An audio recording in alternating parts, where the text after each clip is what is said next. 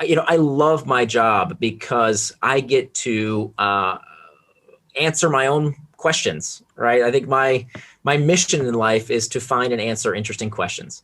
And I'll be very selfish here and say I do this for myself, right? I found I was very distracted, and I've always been easily distracted.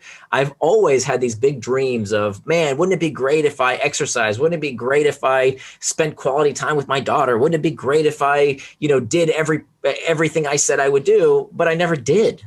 And it was, that's why I was so excited about this line of research over the past 5 years, because, I typically, when I have a problem in my own life, I will write about it to myself, not necessarily publish it, but I'll write through it. That's my way of thinking, is by writing. Then if I still can't find the answer, I'll talk to my wife about it. I'll talk to my good friends about it. If I still can't get the answer, I'll read books about it.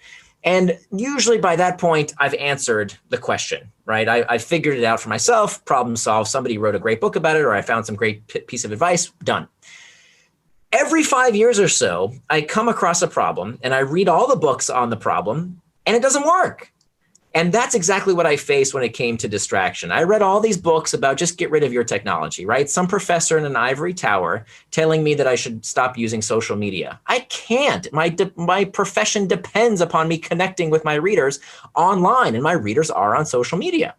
And so that wasn't a very practical solution. And even when I tried, I swear I tried. I got myself a flip phone off of Alibaba for $12. These kind we used to use in the 1990s.